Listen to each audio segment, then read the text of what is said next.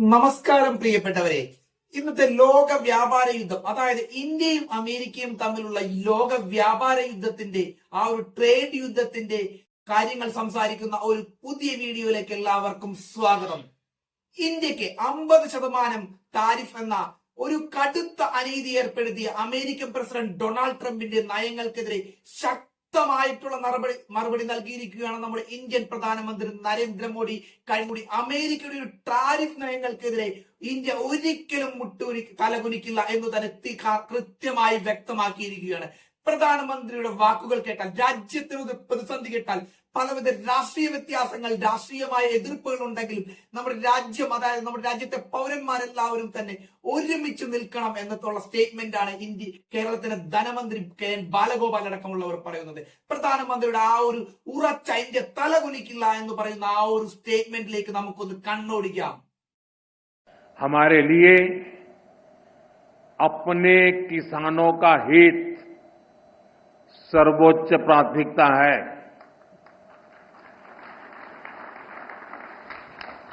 भारत अपने किसानों के, पशुपालकों के और मछुआरे भाई बहनों के हितों के साथ कभी भी समझौता नहीं करेगा। और मैं जानता हूं व्यक्तिगत रूप से मुझे बहुत बड़ी कीमत चुकानी पड़ेगी, लेकिन मैं इसके लिए तैयार हूं। मेरे देश के किसानों के लिए, मेरे देश के मछुआरों के लिए, मेरे देश के पशुपालकों के लिए आज भारत तैयार है।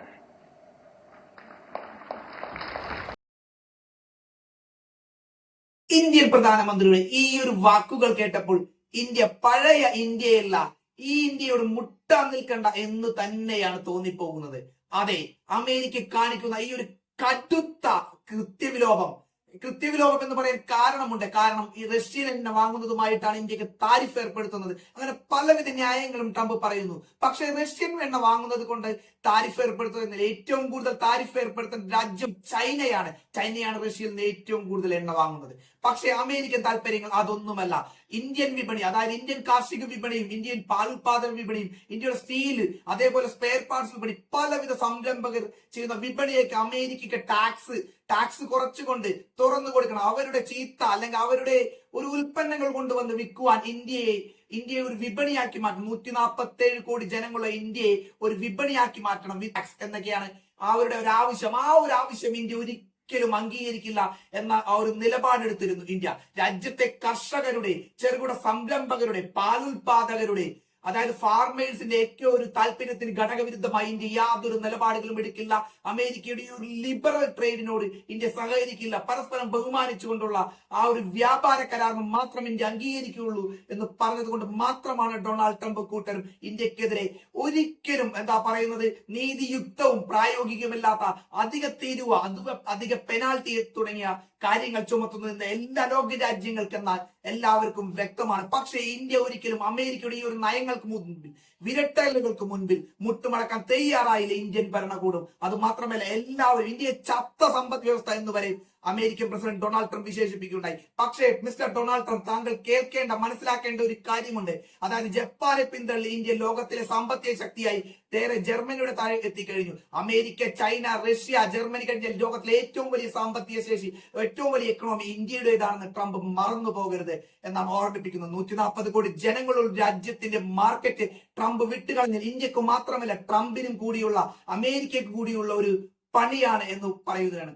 ഇന്ത്യ ഇത് തീർച്ചയായും ഓവർകം ചെയ്യും. നമുക്ക് അതിന്റെ ഒരു സാങ്കേതിക വശങ്ങളിലേക്ക് നോക്കാം. നമ്മുടെ പ്രധാനമന്ത്രിയുടെ ആ ഒരു പ്രസ്താവന തന്നെ നോക്കാം. അതായത് രാജ്യത്തെ ചിലപ്പോൾ ഒരു പക്ഷേ നാം അമേരിക്ക ഇത്തരത്തിലൊരു താരിഫ് നടപടികളിലേക്ക് കടന്നു കഴിഞ്ഞാൽ ഇന്ത്യ വലിയ വില കൊടുക്കേണ്ടി വരും. അതായത് നാം കേരളം ഉൾപ്പെടെയുള്ള പല സംസ്ഥാനങ്ങളിൽ നിന്നും അമേരിക്കയിലേക്ക് ടെക്സ്റ്റൈൽസ്, സുഗന്ധവ്യഞ്ജനങ്ങൾ, അതേപോലുള്ള കശുവണ്ടി, ഇതൊക്കെ കേരളത്തിൽ പ്രധാനമായി അമേരിക്കൻ വിപണിയെ ആശ്രയിച്ചാണ് ഇരിക്കുന്നത്. കേരളത്തിലെ ഒരു പ്രമുഖ ടെക്സ്റ്റൈൽ സ്ഥാപനം തന്നെ 90% അമേരിക്കൻ വിപണിയെ ആശ്രയിച്ചാണ് ഇരിക്കുന്നത്. പക്ഷേ ഇന്ത്യ ബദൽ മാർഗം കാണുവാൻ തുടങ്ങി എന്നുള്ളതാണ് സത്യം.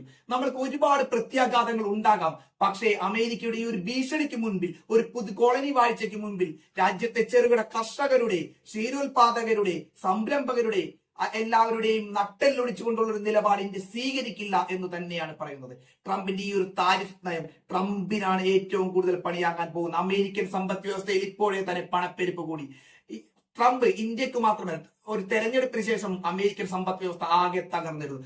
ആ ഒരു തകർച്ചയിൽ നിന്ന് കയറുവാൻ വേണ്ടി ഡൊണാൾഡ് ട്രംപ് അടക്കമുള്ള, അതായത് ഒരു രാജ്യത്തിന് അമേരിക്കയുടെ എല്ലാവരെയും താല്പര്യം നോക്കാതെ ഏകാധിപതിയെ പോലെ എല്ലാ രാജ്യങ്ങൾക്കും താരിഫ് പ്രഖ്യാപിക്കുകയുണ്ടായി. അതിൽ ഏറ്റവും കൂടുതൽ താരിഫ് പ്രഖ്യാപിച്ചത് ഇന്ത്യക്കാണ്. പലവിധ ന്യായങ്ങൾ അവർ നിരത്തുമ്പോഴും ഇന്ത്യക്കാണ്. അതൊരു ഒരിക്കലും ഒരു ന്യായവത്തല്ല.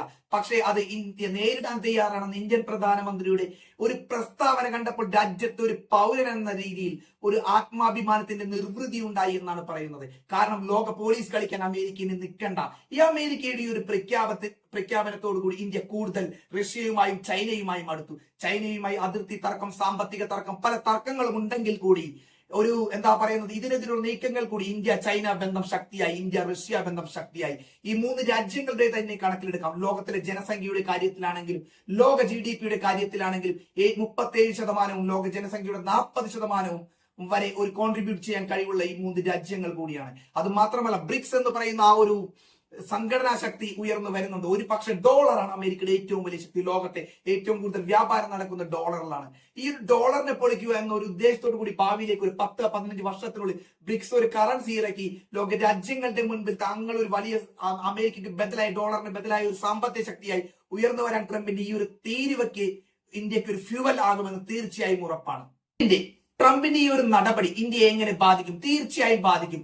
ഇന്ത്യയുടെ, ഞാൻ നേരത്തെ പറഞ്ഞതുപോലെ, ടെക്സ്റ്റൈൽസ്, അതായത് കാർഷിക വിപണി, വജ്ര വ്യാപാരം, അങ്ങനെയുള്ള പല മേഖലകളും പല ചെറുകിട കമ്പനികൾക്കും ഇത് ബാധിക്കും. പക്ഷെ ടെക്സ്റ്റൈൽ അടക്കമുള്ള ഇന്ത്യയുടെ കേരളത്തിലെ പ്രമുഖ സ്ഥാപനങ്ങൾ ഉൾപ്പെടെയുള്ളവർ പല ഷോറൂമുകളും പല തുറന്നു തുടങ്ങി. അതായത് ഇന്ത്യ തന്നെ ഒരു വളരെ മികച്ച വിപണിയാക്കുവാൻ അവർ ഇപ്പോൾ പരിശ്രമിക്കുകയാണ്. അമേരിക്കയെ മാത്രം ആശ്രയിക്കാതെ ഇത്തരത്തിലുള്ള ബിസിനസ് സംരംഭകർ യൂറോപ്പിലേക്കും ആഫ്രിക്കയിലേക്കും, അതായത് ഒരു രാജ്യത്തെ 30% കൂടുതൽ ഒരു കോൺട്രിബ്യൂഷൻ, വ്യാപാര കോൺട്രിബ്യൂഷൻ വേണ്ട എന്നൊരു നിലപാടെടുത്ത് അവർ തീർച്ചയായും ഓവർകം ചെയ്യുമെന്ന് തന്നെയാണ് പ്രതീക്ഷിക്കുന്നത്. പക്ഷേ ഈ ഇന്ത്യക്ക് മാത്രമാണോ ഈ ഒരു താരിഫ് ചുമത്തൽ പ്രശ്നം? എല്ലാ അമേരിക്കൻ കമ്പനികൾ കോടിക്കണക്കിന് രൂപയാണ് ഇന്ത്യയിൽ നിന്ന് കൊഴിയുന്നത്. മൈക്രോസോഫ്റ്റ്, ആപ്പിൾ, ടെസ്ല, അങ്ങനെ കുറെ ഇഷ്ടം പോലെ കമ്പനികൾ, അമേരിക്കയുടെ പല സ്റ്റീൽ കമ്പനികളും, മൈക്രോസോഫ്റ്റ്, കുറെ കമ്പനികളുണ്ട്. അപ്പോൾ അമേരിക്കൻ കമ്പനികൾക്ക് കൂടിയാണ് ഈ നഷ്ടം. അതായത് ഇന്ത്യയോട് ഒരു നീതിയുക്തമായ ഒരു വ്യാപാര ബന്ധമല്ല ട്രംപ് കാണിച്ചിരിക്കുന്നത്. കടുത്ത അനീതി തന്നെയാണ്. തോളത്ത് മൈ ഫ്രണ്ട് എന്ന് പറഞ്ഞുകൊണ്ട് കൈയിട്ടുകൊണ്ട് ഇന്ത്യക്ക് മേൽ ഇത്തരം തീരുവകൾ അടിച്ചേൽപ്പിക്കുന്ന ഈ ഒരു ട്രംപിന്റെ നിലപാടിനെതിരെ ഇന്ത്യൻ പ്രധാനമന്ത്രി ശക്തമായി ഒരു തിരിച്ചടിച്ചിരിക്കുകയാണ്. ഇന്ത്യ ഇതും ഓവർകം ചെയ്യും. ഒരു പുതിയ അച്ചുതണ്ട് ശക്തി രൂപീകരിച്ചുകൊണ്ട് പുതിയ രാജ്യങ്ങളുമായി കൈകോർത്തുകൊണ്ട് ഇന്ത്യ ഇതിൽ നിന്ന് ഉയർന്നു വരും. ട്രംപിന് ഇപ്പോഴേ തലവേദന ആയിരിക്കുകയാണ്. ട്രംപിന്റെ ഈ ഒരു നീതിയുക്തമല്ലാത്തതും ഒരു അപ്രായോഗികമായ ഈ ഒരു തീരുവ ചുമത്തലിനെതിരെ അമേരിക്കൻ എക്കണോമിസ്റ്റുകളടക്കം മുൻപോട്ട് വന്നിരുന്നു. ഏതായാലും നമുക്ക് കാത്തിരുന്നു കാണാം. പ്രിയപ്പെട്ടവരെ, ലോക രാഷ്ട്രീയ ഭൂമിയിലെ ഈ ഒരു പോരാട്ടം ഇപ്പോൾ ഈ തീരുവയുമായുള്ള ഇന്ത്യയുടെ പോരാട്ടം ഇപ്പോൾ തുടങ്ങുന്നുള്ളൂ. നമ്മുടെ ബഹുമാനപ്പെട്ട പ്രധാനമന്ത്രിയുടെ ഈ ഒരു പ്രസ്താവനയോട് നിങ്ങൾ എങ്ങനെ പ്രതികരിക്കുന്നു? ട്രംപിന്റെ നീതിയുക്തമല്ലാത്ത 50% താരിഫ് നയങ്ങളോട് നിങ്ങൾ ഇങ്ങനെ പ്രതികരിക്കുന്നു? തീർച്ചയായും നിങ്ങൾ കമന്റ് ബോക്സിൽ രേഖപ്പെടുത്തണമെന്ന് പറഞ്ഞുകൊണ്ട് അടുത്ത വീഡിയോയിൽ കാണാം. എല്ലാവർക്കും ബൈ.